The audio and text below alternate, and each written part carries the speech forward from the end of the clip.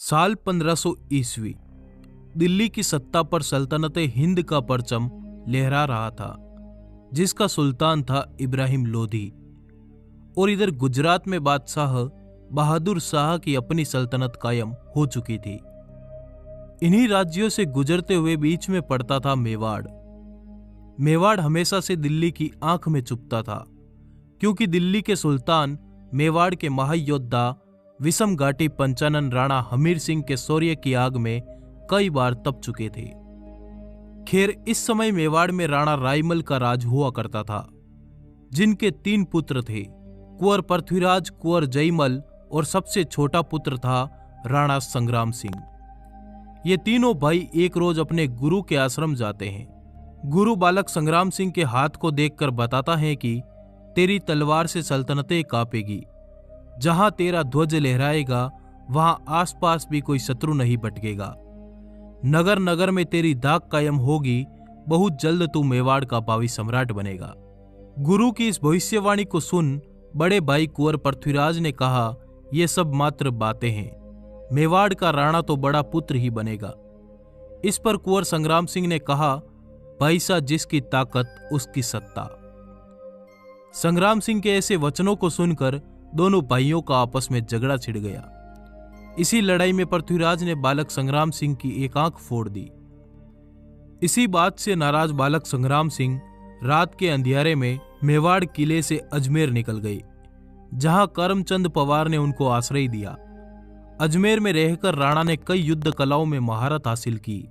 तपस्या के ताप में तप कर बालक संग्राम सिंह सोना बन रहा था। बालक संग्राम सिंह अब युवा हो चला था। खून में गर्मी, जिगरे में फौलाद और ऊंचे तेवर होना लाजमी था, क्योंकि वीर राणा कुंभा के ही रक्त बीज थे। यही समय था जब संग्राम सिंह ने मेवाड़ धरा की सियासत को पलट कर रख दिया। इस समय तक संग्राम सिंह के दोनों भाइयों का स्वर्गवास हो चुका था। इसी के साथ सरदारों ने राणा संग्राम सिंह को राज्य का उत्तराधिकारी घोषित करते हुए उनका मेवाड़ की गद्दी पर राज तिलक कर दिया। यह वही संग्राम सिंह है जिसे दुनिया राणा सांगा के नाम से जानती है।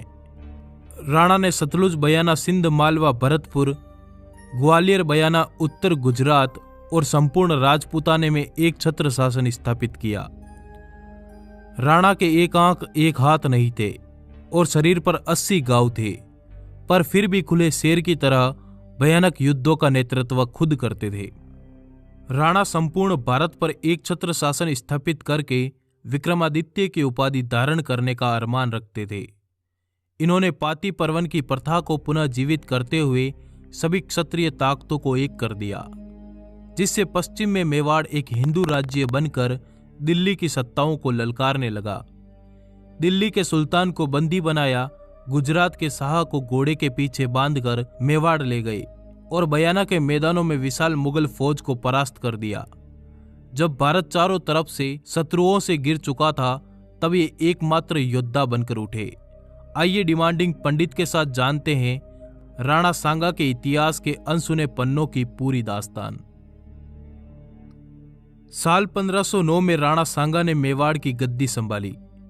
मेवाड़ में अपना गढ़ मजबूत करने के बाद राणा ने राजपूताने की सभी बड़ी बड़ी रियासतों के साथ वैवाहिक संबंध स्थापित करने शुरू किए, जिसमें मारवाड़, बीकानेर, बूंदी, आमेर, बागड़ में वैवाहिक संबंधों की स्थापना के साथ राणा ने कई ताकतों को एक साथ ला दिया और साथ ही करमचंद पवार को अजमेर का मुख्य सरदार घोषित करके अपनी सत्ता को राजपूताने के मुख्य द्वार तक मजबूत कर दिया। चारों दिशाओं में अपनी सत्ता मजबूत करने के बाद राणा ने ईडर प्रदेश पर हमला कर दिया, जहां का शासक राजा भाणमल गुजरात के सुल्तान महमूद शाह का पूरा समर्थन करता था। राणा के इस भयानक हमले से ईडर नरेश गुजरात भाग गया, जिसके बाद राणा ने अपने सरदार को ईडर का मुख्य प्रहरी बना दिया। इधर मेवाड़ से दूर मालवा में सुल्तान नासिर शाह खिलजी का शासन हुआ करता था, जिसका वजीर था मेदिनी राय। मेदिनी राय खिलजी की नीतियों के पूर्ण खिलाफ था और इन्हीं बातों से तंग आकर मेदिनी राय राणा सांगा के दरबार में जा पहुंचा, जहां राणा ने मेदिनी राय को गागरोन और चंदेरी का प्रहरी बना दिया।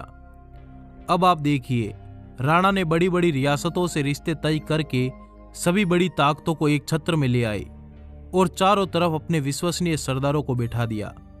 अब राणा ने महाभयानक युद्धों का शंखनाद किया।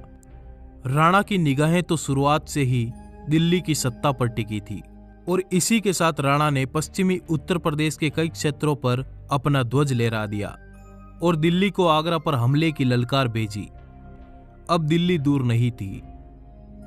राणा की इस बढ़ती ताकत ने सबको हैरान कर दिया। इसी बढ़ती ताकत का जवाब देते हुए साल 1517 में दिल्ली के सुल्तान इब्राहिम लोदी ने तुरंत एक विशाल सेना के साथ मेवाड़ पर चढ़ाई कर दी। इस युद्ध में इब्राहिम की सेना को चारों तरफ से घेर लिया गया। इस युद्ध में राणा का एक हाथ कट गया और एक पैर पर तीर लगा, जिससे उन्होंने एक पैर खो दिया। इब्राहिम को कैद करके मेवाड़ दरबार ले जाया गया, जहां से हरजाना लेकर उसे छोड़ दिया गया। उसके 2 साल बाद फिर साल 1519 में इब्राहिम लोदी ने मियां मक्कन के नेतृत्व में राणा सांगा पर एक बार फिर हमला कर दिया। इस बार फिर राणा सांगा की विजय हुई। दिल्ली के सुल्तान को 2 बार पराजित करने के बाद संपूर्ण राजपूताने में राणा सांगा के नाम की दाग कायम हो गई और सभी ने सांगा को अपना सरदार चुनते हुए उन्हें हिंदू पथ की उपाधि से नवाजा। साल 1518 में मालवा के सुल्तान महमूद खिलजी ने गागरोन पर दावे बोलना शुरू कर दिया, जिसके बाद राणा सांगा और महमूद की सेना के बीच घनघोर युद्ध हुआ। इस युद्ध में सांगा ने महमूद के सभी सरदारों को मार डाला और महमूद को बंदी बनाकर चित्तौड़ में 5 महीने तक कैद कर दिया गया। इतिहास अब करवट बदल रहा था। काबुल का बादशाह बाबर और दिल्ली के सुल्तान इब्राहिम लोदी के बीच 20 अप्रैल 1526 में पानीपत के मैदान में घनघोर युद्ध छिड़ गया। इस युद्ध के समय राणा सांगा शांत चित्त से मौके की तलाश में थे। उनको लगता था कि बाबर इब्राहिम को मारकर कुछ दिन दिल्ली में रहेगा, फिर वापस लौट जाएगा, पर ऐसा नहीं था। बाबर ने इब्राहिम को मारकर दिल्ली पर अपनी सत्ता कायम कर दी। अब भारत की स्थितियां काफी बदल चुकी थी। दिल्ली की सत्ता पर सल्तनतें मुगलिया कायम हो गई थी और इधर मेवाड़ एक बहुत बड़ा हिंदू साम्राज्य बन चुका था, जिसका विस्तार दिल्ली को छूता था। बाबर स्पष्ट था कि जब तक राणा सांगा जैसा योद्धा है, तब तक वो भारत पर मजबूत शासन स्थापित नहीं कर पाएगा। और इसी के तहत बाबर अपनी विशाल सेना के साथ फतेहपुर सीकरी में अपना डेरा डालकर बयाना दुर्ग पर अधिकार जमा लेता है। मेवाड़ी सरदार भागता हुआ पहुंचा मेवाड़ दरबार में और राणा को सूचना दी कि काबुल की ओर से आई विशाल सेना ने हमारे दुर्ग पर कब्जा कर लिया और आपको युद्ध की चुनौती भेजी है। राणा को चुनौती का समाचार मिलते ही राणा ने महायुद्ध का ऐलान कर दिया।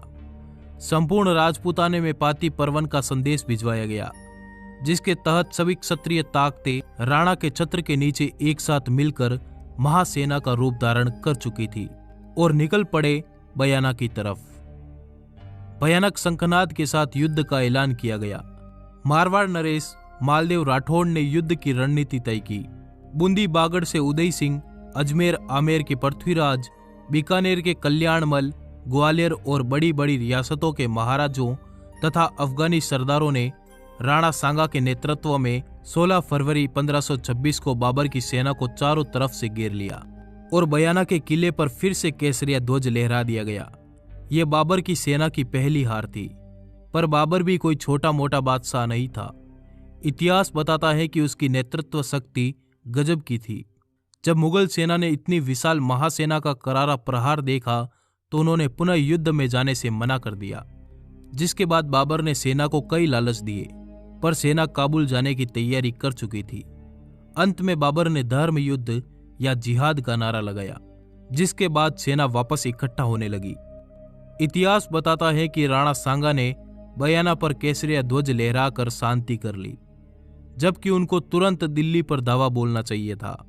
ऐसा न करने के कारण बाबर ने फिर से सेना तैयार की और 1 महीने बाद 17 मार्च 1527 खानवा भरतपुर के मैदानों में फिर युद्ध की तैयारियां शुरू कर दी। जब राणा के सरदार सरहदी सुरक्षा का पहरा लगा रहे थे, तब उन्होंने राणा को समाचार भिजवाया कि हुकुम तैयार रहे, फिर एक बार युद्ध की तैयारी चल रही है। इस बार फिर पाती परवन के साथ एक महाविनाशी सेना के साथ राणा सांगा और मुगल सेना में टकराव हुआ। इस बार बाबर ने कई सारे तोप अपनी सेना के पीछे तैनात कर रखी थी। तोप जैसे हथियार के बारे में भारतीयों ने पहले कभी नहीं सुना था। जब राणा की सेना आगे बढ़ी तब अली और मुस्तफा के नेतृत्व में तोप का मुंह खोल दिया गया। हजारों हिंदवी सिपाही ढेर हो गई। राणा गुस्से में लबरेज होकर युद्ध क्षेत्र के बीच में जा पहुंचे, जहां बाबर ने सेना को तुलगामा पद्धति अपनाने का आदेश दिया, जिसके तहत राणा की सेना के पीछे से हमला करना शुरू कर दिया गया। इस हमले में राणा को एक तीर लगी, जिससे वे हाथी से नीचे आ गए।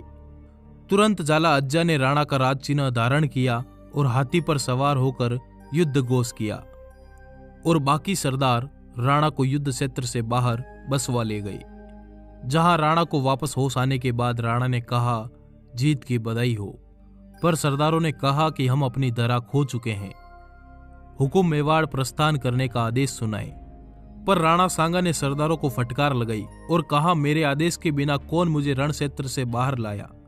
पुनः युद्ध की तैयारी करो, हम विजयश्री के साथ मेवाड़ जाएंगे। तभी राणा को संदेश मिला कि बाबर की सेना चंदेरी पर हमला करेगी। तो राणा ने सरदारों को कहा, तैयार हो जाओ और निकल पड़ो चंदेरी की तरफ, जहां कालपी के मैदानों में राणा सांगा ने अपना डेरा लगाया। वहीं कालपी के मैदानों में राणा सांगा का स्वर्गवास हो गया। कुछ लोगों का मानना है कि राणा सांगा को सरदारों ने जहर दे दिया था। पर कुछ भी हो, राणा सांगा का संपूर्ण जीवन अखंड भारत के निर्माण में बीता। उन्होंने बाबर के युद्ध से पहले लगभग 18 युद्ध जीतकर अपनी सत्ता दिल्ली तक ले गए थे। इतिहास के पन्ने बताते हैं कि राणा सांगा एक बुद्धिमान, युद्ध प्रेमी, साम्राज्य विस्तार की सोच वाले एक महान योद्धा थे। अगर वो अपने सपनों में कामयाब हो जाते तो आज भारत की दशा कुछ और होती। बाबर ने खुद बाबरनामा में लिखवाया कि राणा सांगा अपनी वीरता और तलवार के बल पर अत्यधिक शक्तिशाली हो गया था। वास्तव में उसका राज्य चित्तौड़ में था। मांडू के सुल्तानों के राज्य के पतन के कारण उसने बहुत से स्थानों पर अधिकार जमा लिया। उसका मुल्क 10 करोड़ की आमदनी का था। उसकी सेना में 1 लाख सवार थे। उसके साथ 7 बड़े और 104 छोटे सरदार हमेशा तैनात रहते थे। उसके 3 उत्तराधिकारियों में से यदि एक भी वैसा ही वीर और योग्य होता तो मुगलों का राज्य हिंदुस्तान में जम न पाता। इस वीडियो को बनाने में बहुत मेहनत लगी है। कृपया लाइक जरूर करें। धन्यवाद। जुड़े रहिए।